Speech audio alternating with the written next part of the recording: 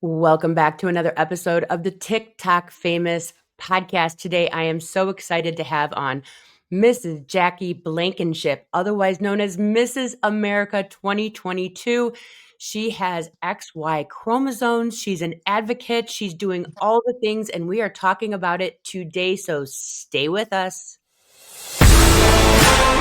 You're listening to the TikTok Famous podcast, where viral fame meets raw reality. Join your host, Meredith Willits, as she dives deep with your favorite creators to uncover the real stories behind the scroll, the highs, the lows, the algorithm chaos, and everything in between. This is not your average interview. This is the TikTok Famous podcast.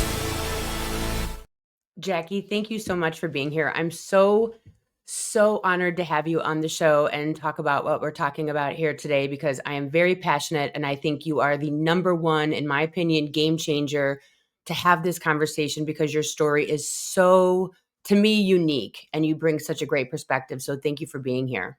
Thank you for having me. I really appreciate it. I'm excited to talk with you.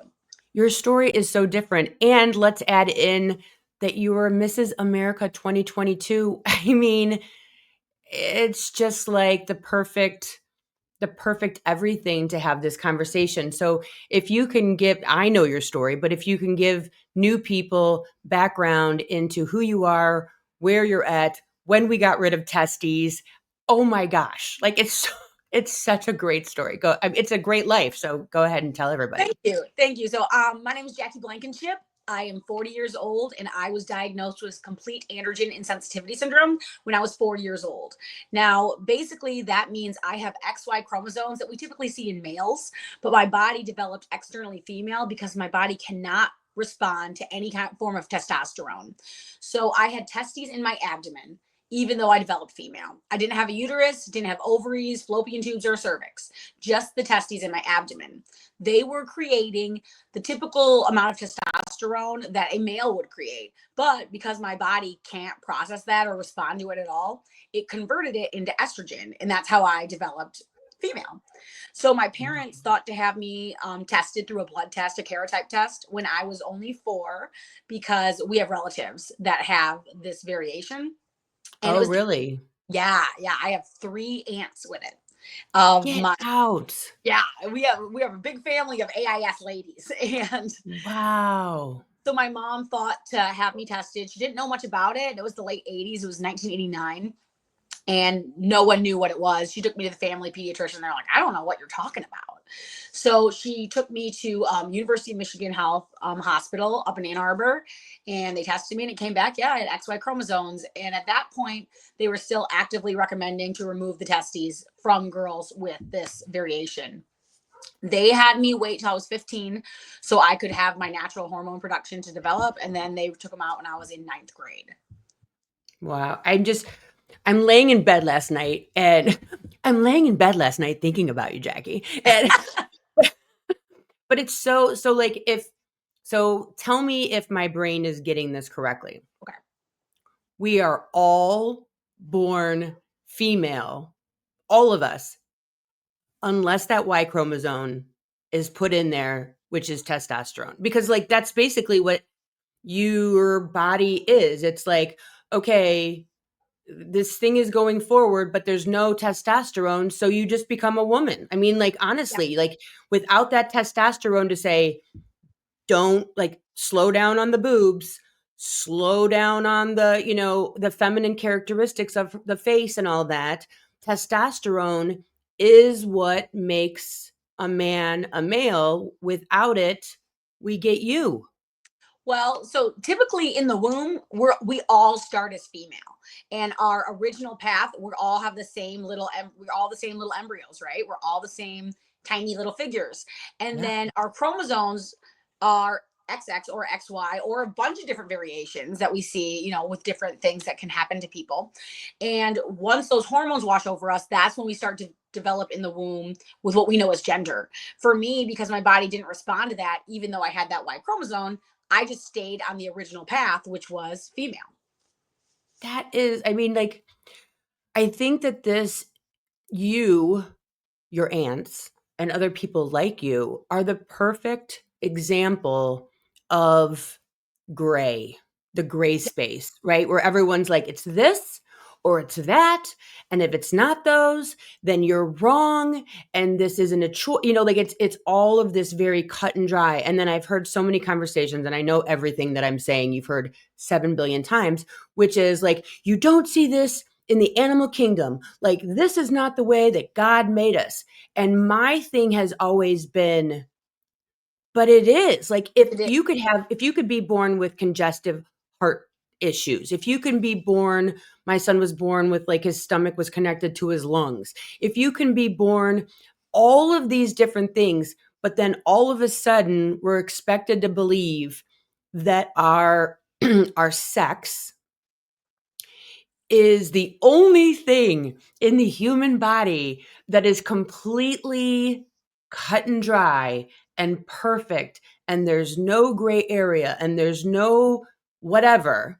That's insanity to me. It feels to me, especially like recently, that people have politicized the gender war so much that is why they're trying to actively have these stances, but they're not like biologists. They don't know Right. what so people think they sound more intelligent when they say XY means male, but actually you sound less intelligent because you don't know what you're talking about. Yeah. So did they come up, or do they know now what makes your body say, um, I don't see testosterone, like what your testes were producing for the first 14 years of your life, and in utero, your body was like, I got nothing for you. Like, Yeah, I don't know. They don't really have a lot of answers to what exactly causes it because it can be hereditary. Like my mom was a carrier of the gene that causes it, while my aunts obviously had the gene and have it. But there are other people that I've met who have it and they have no link, no relatives whatsoever that have it. It can be spontaneous or it can be hereditary. And then on top of that, there's just a lot of unknown about it because for so long it was looked at as a disorder. yeah. And because of that, when you're looking at disorder, all you're thinking about is what can we do to fix it and normalize it. So instead of studying it and looking at it like, oh, this is just another way of being, or look at all these ways we are born, we're looking at how to fix it and not studying what made it in the first place. Yeah, and I remember when I was younger, so I'm 52. I remember when I was younger learning about like gender assignment at birth, where it's like it's kind of up in the air, and we hear about this where it's like we're not really sure if this is what this the sex is based on visual. All I'm doing is looking at this newborn's visual thing, and we are going to just cut. We are going to decide, right? Hey mom, hey dad, is this a girl? Is this a boy? What does it look like more? And I remember hearing stories of like, they make that decision at birth and that's the situation. Your situation, which you talk about and are an advocate about, was when you were 14, you weren't really informed at all what was about to happen to you, and also the ramifications of this surgery. Can you talk about that a little bit? Yeah. So I was 15, I was in ninth grade, You're and I 15. I was having the surgery. I knew I had to have this procedure. And I was simply told it's because the testes could grow tumors or get cancerous if I didn't. My parents just heard the word cancer. It scared them. And then they didn't Yeah. know who else to trust. And they said, Yeah. all right, the doctor says we have to do it.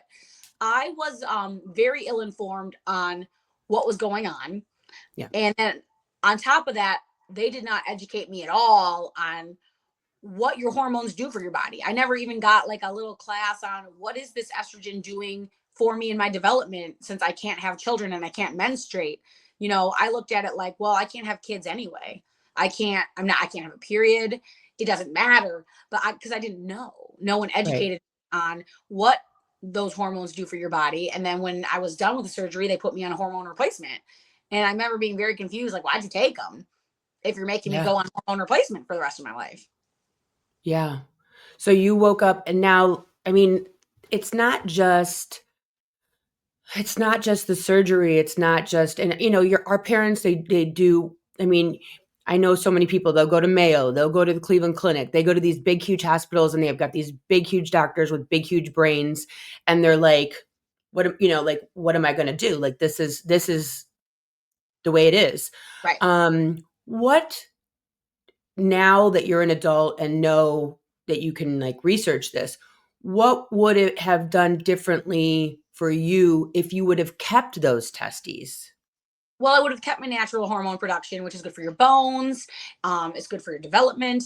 And on top of that, I mean, it's good for us in our intimate life to have our natural hormone production. Okay. Us when we go through menopause. So essentially, I went into a forced menopause when I was 15 and lost that hormone production. And every time I Wow. would go off my hormones or forget to refill the prescription, all that, I would go back into those menopausal side effects. So would the testes have produced not just testosterone, because you would have had testosterone, but it wouldn't have changed your visual appearance, but it would have done So other things. the testes created testosterone, and my cells can't respond to that at all. So it converted it in what's called aromatization, and it aromatized it into estrogen. So it would have just continued. Stop it. So if you would have kept those, it would have produced estrogen for you, and then you wouldn't have had to do all this? Yeah. So it was producing my estrogen until I was 15, and then they removed them. So they kept them there so I could develop on a natural hormone production as long as I could before taking them. Oh my gosh. Have you ever been in contact with anyone who has kept the testes in the abdomen, and what was their life? Yeah. Like, what happened with them? I've met numerous people whose parents either were skeptical or they found out way later in life, so they didn't get them removed, and they're fine. They have no issues. They get a Wow. monitor once a year through like an ultrasound, and they're fine. That is absolutely amazing. I would have never thought in a million years that it would have transformed it into estrogen. Yeah. But I mean, like, I always look at the male, female, it's like clitoris, penis, testes, ovaries. Like, I just kind of look at it like it's the same thing, just like in and out and different. And just, you know what I mean? Like, it's just the opposite. Right. So when you were going through all this and through childhood, obviously you're incredibly feminine looking. Hello, Mrs. America 2022. Like, your photo that you sent me for marketing, I was like, God bless America. Like, are you kidding me? Well, Um, those are my but photos. what I have myself up all of 4 times a year. I look like this the rest of the year. I know, right? But what was that? Was it what did you feel different as a kid? Because I didn't start my period until I was a sophomore in high school. Okay. So I 100%, and I remember hearing, growing up about what the heck's her name? The actress with the gray hair. They say that she's Lee Curtis. Thank you. I remember Jamie Lee Curtis, and we heard all the rumors Yeah. growing up as kids, right? And I'm like, I'm 100% whatever that is. Because I was a sophomore, and I'm like, I'm never going to start my period. Like, I'm like, I just remember every day, like, any time now, like, there's clearly something wrong with me. And I like wasn't like that into boys because I didn't have that natural estrogen and all that stuff running through me. So as a kid growing up, did you feel different? Did other kids see you different, or were you just one of the kids? No one knew I had this until I was probably like 30 when I came out with it. Oh, Yeah. So this was something I didn't talk about. I've only been talking about the last 10 years or so. so there was did your mom say, don't tell people you have testes? So Well, I it was, were testes in the beginning because they only refer to them as gonads, which is okay. another for that. But I didn't know gonad meant testy. I thought it was like a different word for ovary, which I guess it kind of is too. I didn't realize because they were very careful with their words because they still were following practices from like the 70s where studies show if we use hyper feminine language and talk to her in a certain way, she'll identify that way and it'll be, she'll be a woman because we're going to take her testes and make her a woman. But like Yeah. I already was. I didn't think of myself as anything but a girl. And Yeah. yeah, growing up, no one knew I had this. You couldn't tell by looking at me. I developed my natural estrogen production from the testes, developed me like all my friends. I wasn't delayed. Yeah. I had boyfriends like my friends. I was Yeah. girl. No one would have known until I told them. So most people knew I couldn't have children because the surgery was pretty invasive at the time. So I told people I had my ovaries removed, and so they thought I had a hysterectomy due to cysts. Yeah. I mean, it's when you talk to your parents about this, do you talk to them about this now? Like, obviously, you're an advocate, you're all over social media, like, you're viral constantly. What do they say about you coming out with this and being so open and vocal about it at this time? They're proud of me and they love seeing it and they share it and all that, but we don't really talk about it a lot one on one. To be honest, it's a lot easier to talk to my phone and talk to you than it is to talk to like close relatives and loved ones. Yeah. It isn't that weird? Like, I'm always like my husband will be like, "What's going on?" I'm like, "Go watch TikTok." Yeah. Like, what's happening? What's going on? What did you post on TikTok today? I'm like, you just go watch it. Like, we don't have to like talk about I it. know, isn't that the weirdest thing? It's like our own, like, therapist. Like, we're Yeah. millions of people are our therapists as we just talk about it. Um, so then you're moving through life, you've got your surgery, you're on your estrogen, you're growing as a female, um, and now it's, time to, like, date. Do we talk about this to people we're dating? Like, how does that work? Like, Oh, I was encouraged to keep it a secret by medical providers, and my parents would just tell me this is very, very personal. This isn't something you tell people. They didn't really tell me I had to keep it a secret, but they encouraged me to not tell people. And so most of my probably for boy, your safety. I mean, we see what happens to trans yeah, men, trans women. It is very dangerous. right. Many are hurt, if not killed. So, I mean, I'm sure they're looking out for your safety, but you also are getting into intimate relationships with, like, let's say your husband, for example. Like, when do you tell him? So by the time I was with my husband, I'd kind of like wanted to give up on dating. I was Wow. emotionally wrecked from some bad long-term relationships, and all of them knew I had a difference that made it so I couldn't have kids, but Mhm. that was about all they understood. And I was just best friends with my husband. We met at a restaurant we worked at, and we were friends for a solid year or two, and I just hung out with his crowd. Me and him were inseparable buddies, and he was like in love with me, so he already Mm, knew everything that I knew, at least, about having complete androgen insensitivity syndrome, because I told him. And he kind okay. of wore me down, nagged me. He wanted to date, and I was scared of losing this really positive relationship I had in my life by turning Yeah. it into a romantic relationship, because I'd had just a few bad experiences in the past. And I was just like, I felt more comfortable being alone and having him than anything else. So the thought of losing him though became scary, and I was like, you know what, I'm just gonna try it. Yeah. Now, for when you did Mrs. America and you just did you always do pageants, or was that your, like, first one? No, I started in pageants when I was like 12. Okay. So you were an old hat for that. Um, but then you decided to make this a platform. Yeah, so I did Mrs. Pageants, the Mrs. Circuit, I guess you'd say, when we first got married. And my original platform was about infertility awareness and loss, because I can't have kids. But I Yeah. didn't feel very connected to it because my predicament was a lot different. And Yeah. even my journey to have children as someone who is infertile is a lot different than your average person who goes through infertility. So I felt not very connected to it, and I struggled to like really own that platform. And it wasn't until I was Mrs. Michigan and went to Mrs. America that I said, you know what, I'm just going to live this out loud and tell people about it, because it's like an It's interesting the thing about truth. truth, and most people don't know about it, and I want to educate people. What were the responses from the production of the pageant and the other pageant members?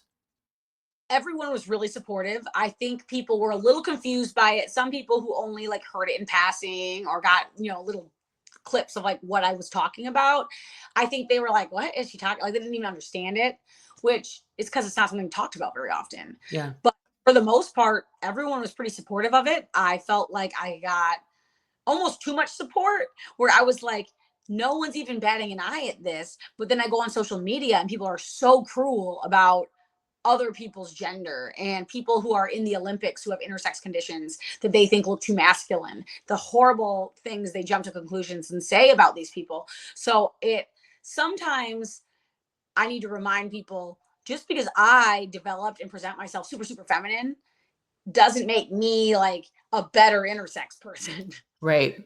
You Right. accept everybody with these different variations.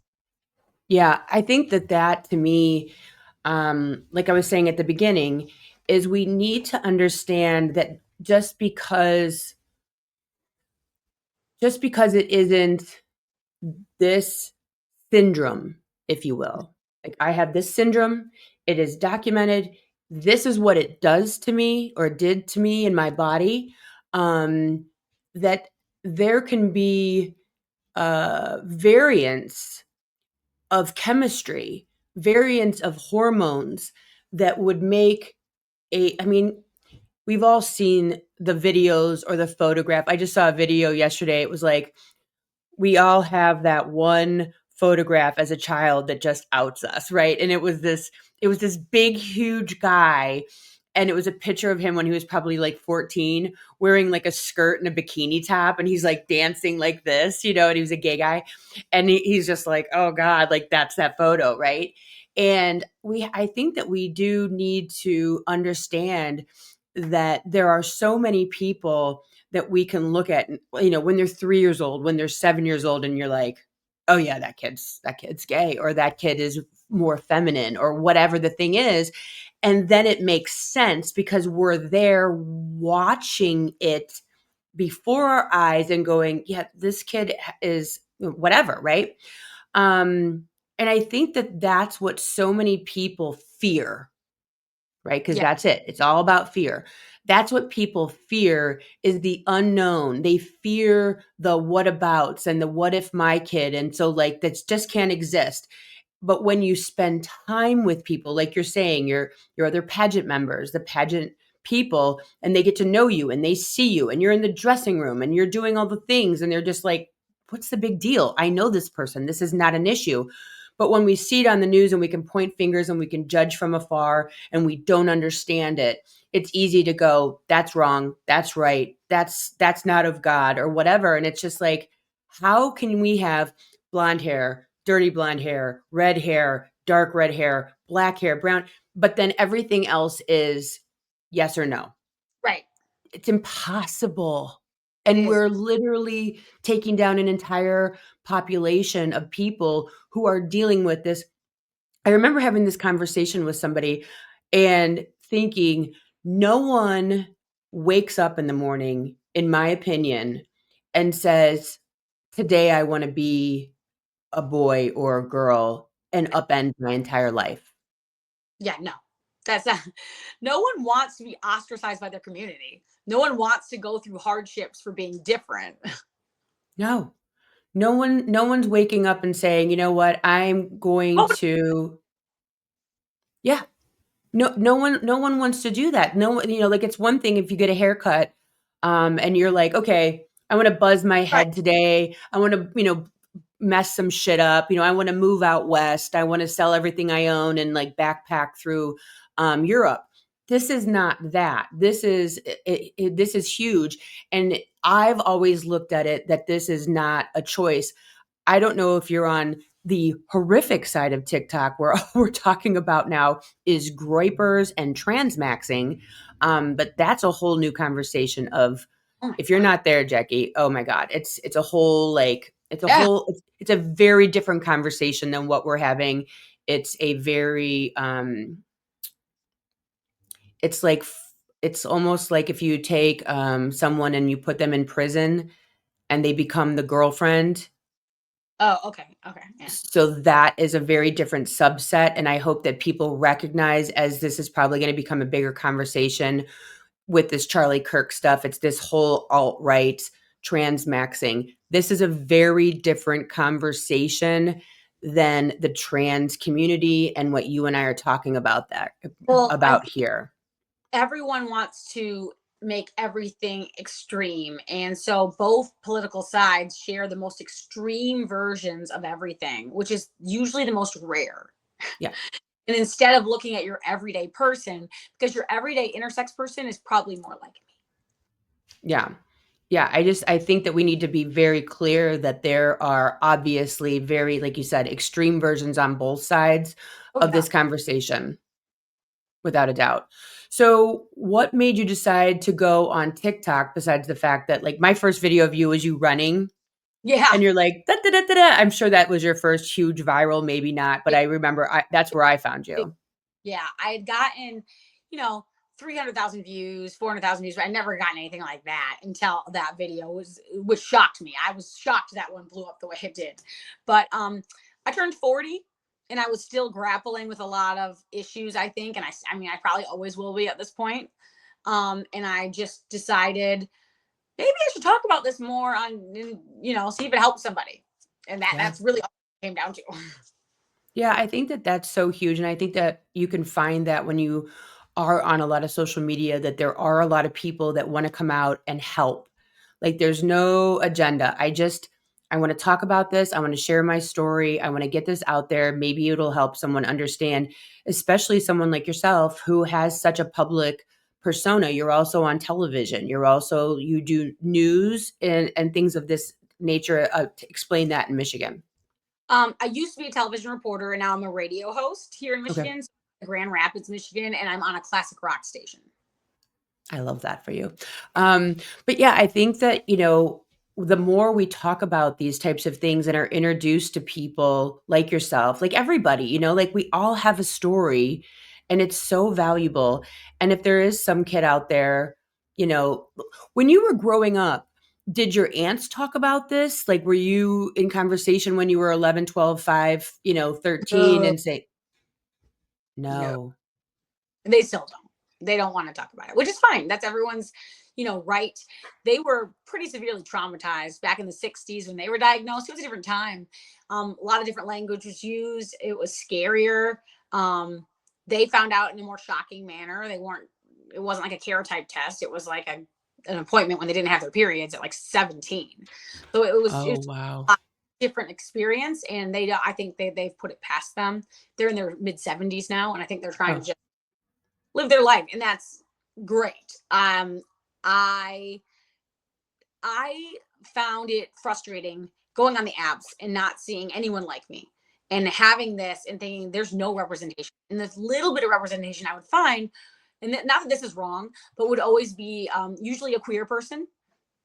And I still didn't feel like I was finding someone that I could relate to mhm. because I am what I consider a cisgender woman and Yeah. I'm married and I have a family and I don't find any other, people that I relate to in that way where I'm like, yeah, we have so much in common. We're misunderstood. And so I wanted to be that person. And the amount of people with this variation that have messaged me that are just like me, they're married, they have adopted 2 kids, but they don't talk about it for the same reasons. They've never seen anybody that they felt like represented them. Right, and I think that that's important too, is that, like you said, you're not trans. No.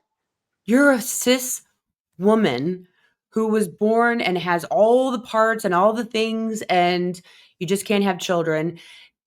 What was that like when you decided to have kids or Um, it was have like children? I always knew I couldn't have kids. I knew that was the first thing I learned about the having this variation. So I always knew it. Um, and when we got married, I guess I envisioned myself being a mom. I didn't know how I'd get there. I just knew I would someday. And one of my aunts that has this did adopt 2 children. So I saw her become a mom and I knew it was possible. It wasn't until my sister offered to carry a baby for Mm. us that I realized, oh, that's a route we could take. So we did do, donor eggs and went to the fertility center and did all that. And it worked in our favor, but it was a long road because we did go through some, loss and we had to do 3, 4 rounds of IVF to get there. Wow. So that was a journey in and of itself. But frankly, if I'm being honest, it was a very easy journey for me considering the barriers that were put in my way. Like Yeah. realistically, we got married in 2013 and we had our daughter in 2016. Oh, wow. We didn't Yeah. start until 2014, halfway through 2014, 2015. I mean, it was like, I just am very blessed. Yeah. And how many kids do you have? One. Aw, that's awesome. Did one of the things that I love, and it's just now it's you to me when I see you pop up, is someone asking a question, and then you're like, you repeat their question, and then you say, "Let's talk about it."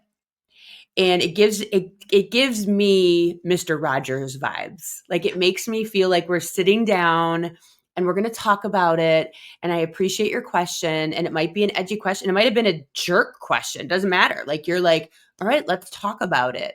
um and it's going right to my gut of so much like courage that you have to really just meet all of this so head on and not skirt the issues. And obviously, you've had a lot of time to maybe digest and think about how you feel about all of this.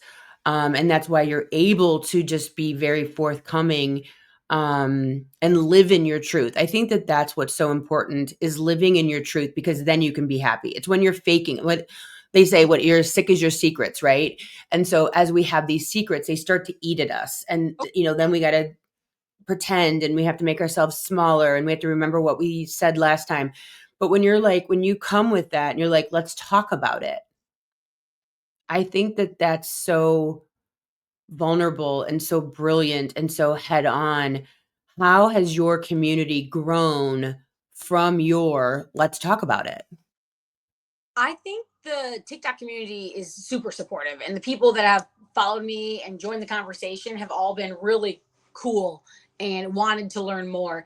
The more unintelligent questions that I get regularly, a lot of them, they don't shock me or upset me even.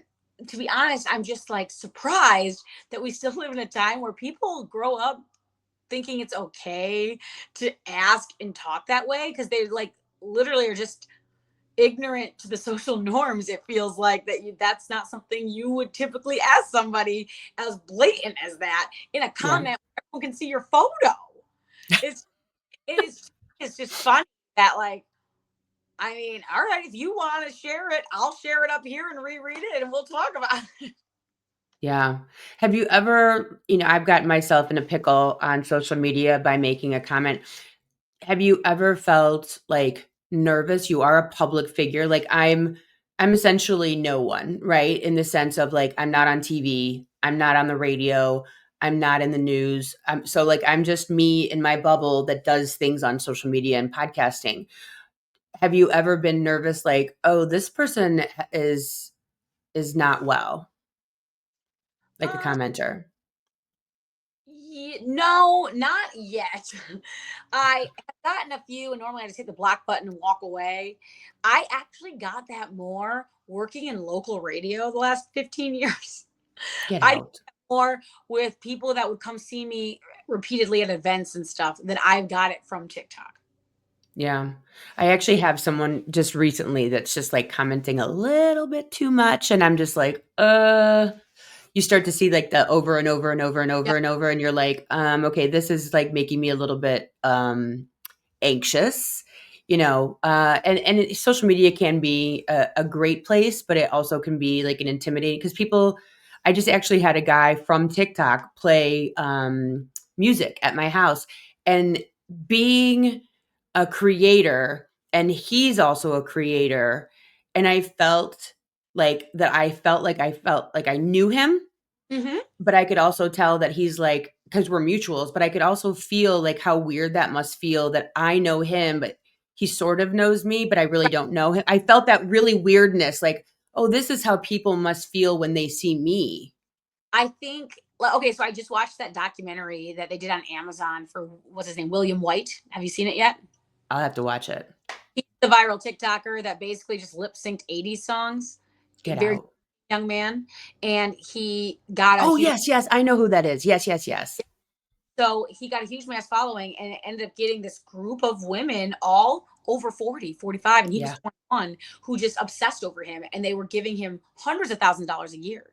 And he was just like, thanks. And he'd say thank you, but they got more and more enmeshed in his life until he was like, I don't think, because he's so young, I think he was like 22, that I don't think he even knows how to respond to that kind of fame and that kind of like interaction he's doing with these women.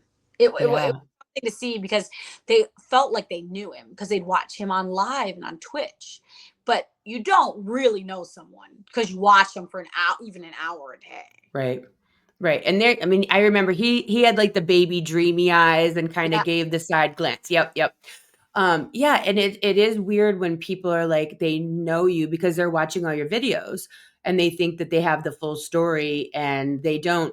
Your husband, you've brought on some of your videos, and it looks like you're on the front porch for the one that I was watching.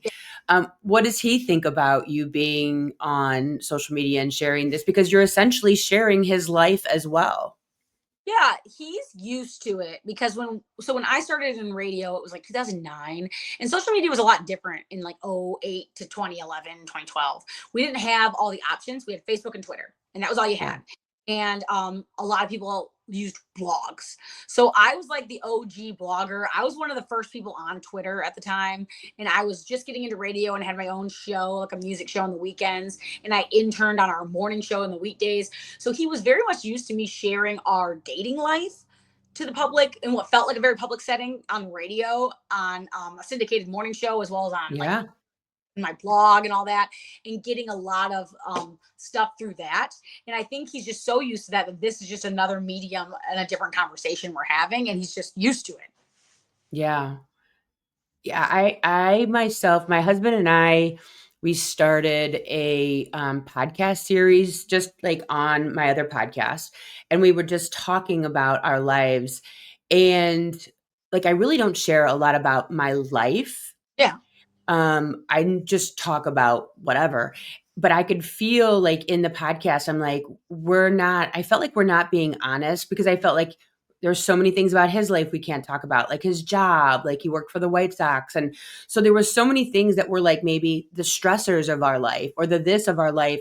And I'm like, we can't talk about that. We can't talk about this. We can't. I'm like, this is stupid. There's literally no point in us doing a podcast because we're not talking about anything that we're dealing with Right. because we can't talk about it. So like, yeah, it can be really difficult. What is you said you had a daughter? Yeah, her name's Greenlee. She's in 4th grade. She's 9.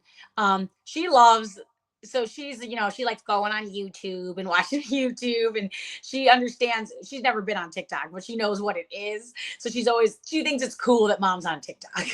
But Oh, she that's how I love that. that I can't have babies in my belly, and then she knows what the word intersex is because she hears me talk about it. But I'm sure she doesn't have a full grasp on it yet at only 9 years old. But Yeah.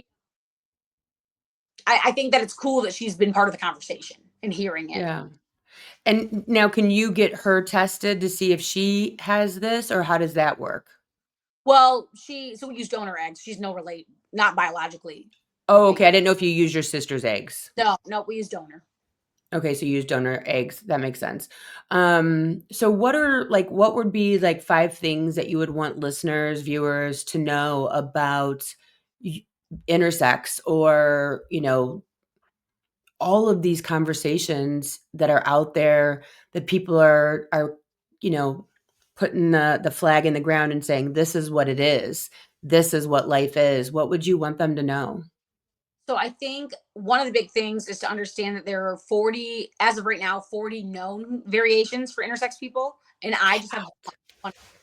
So I have one of over 40 things that a child can be born with that's considered intersex, and recognizing that maybe we're all born in variation as it is, and gender is going to be on a spectrum like that, just what it is, and that we've identified it as this is that and this is that. But like, you could be not intersex per se, have not even have a Y chromosome, but maybe you produce too much testosterone.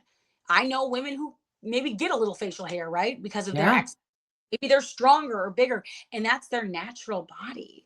But should we really be shaming them over that? Like, no, absolutely not. And I I think that understanding that, like, even though that might not be considered intersex, that's the kind of, spectrum we're looking at in terms of gender, is like redefining what you think of as gender.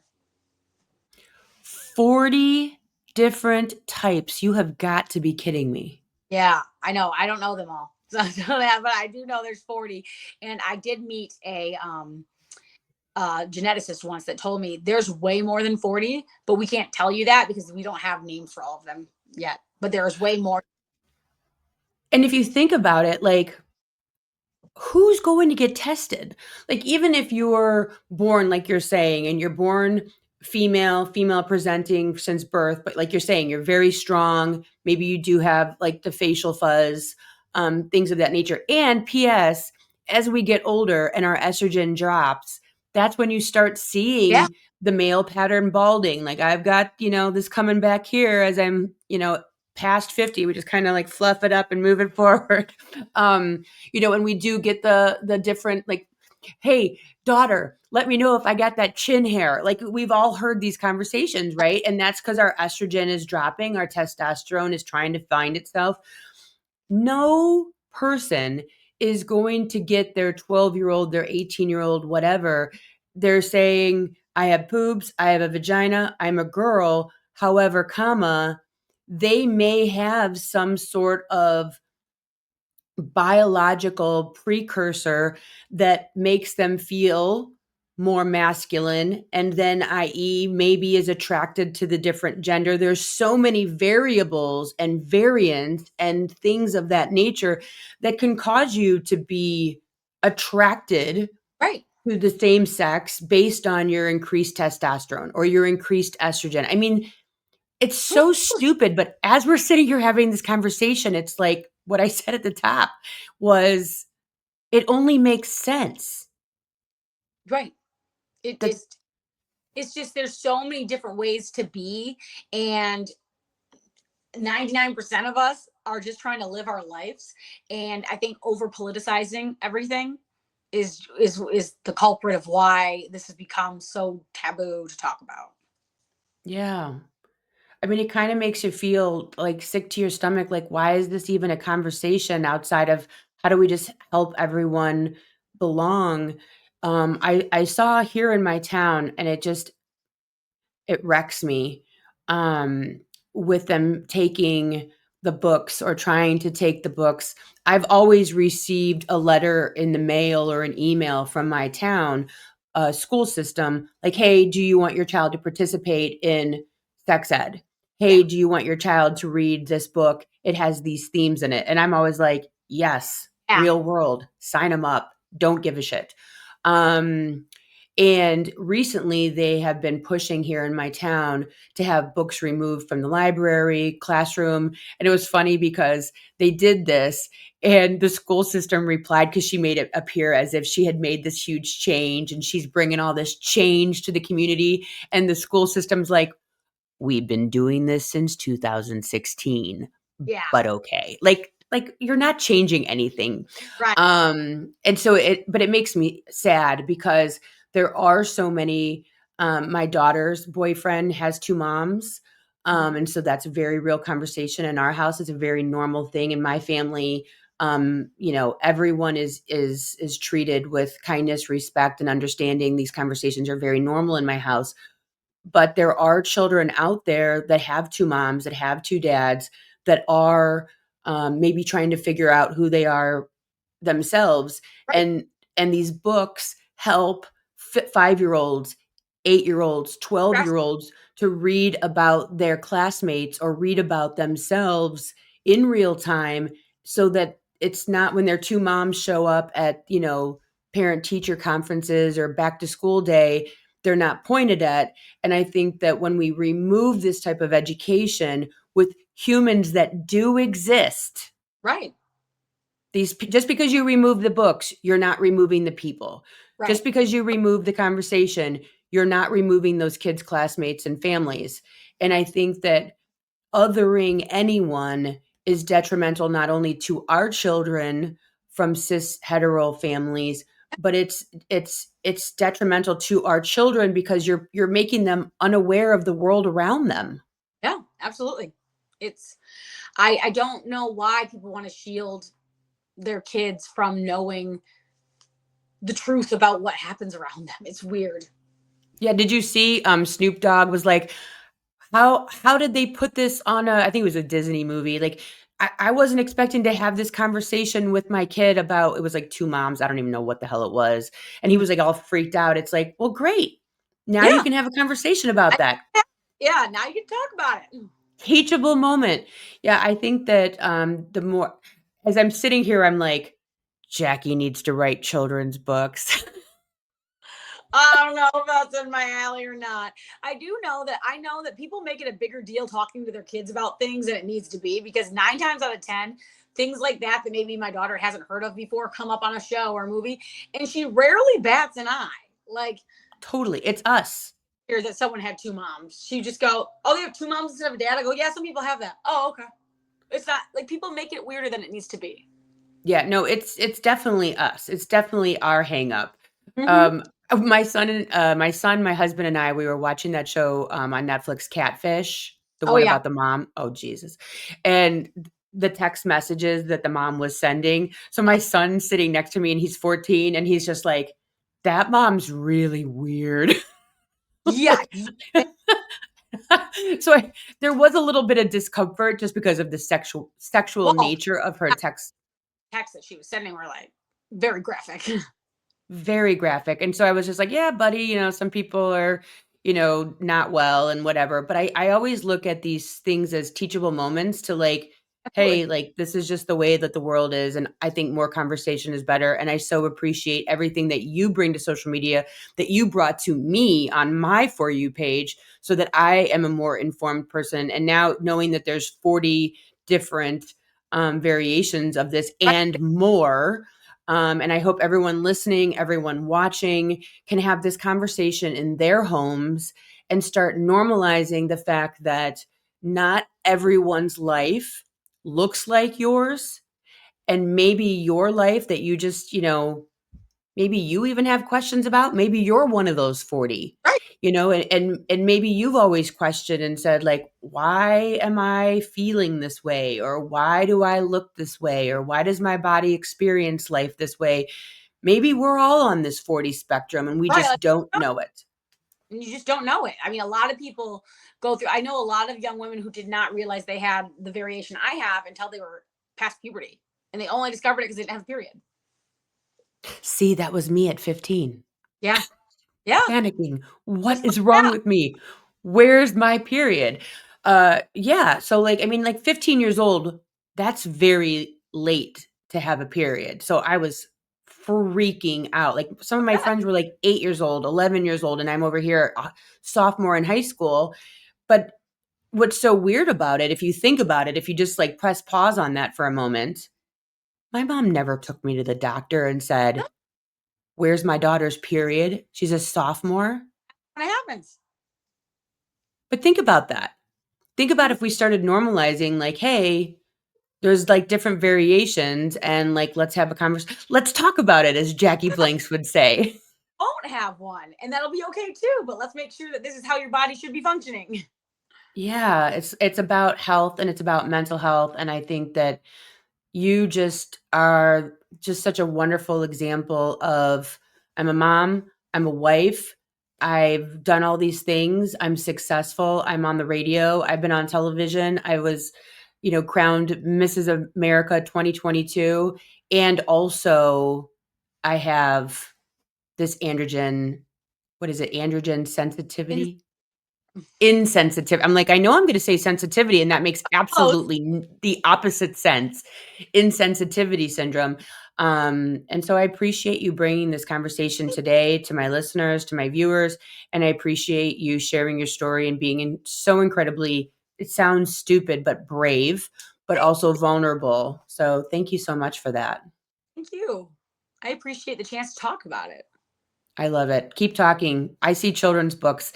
I know a bunch of authors that you can talk to on TikTok. They'll help you with all the things to get your story out there. Like, I was born with gonads. Right. There's the title. Like, Mrs. America was born with gonads. Now go live your life. I love that so much.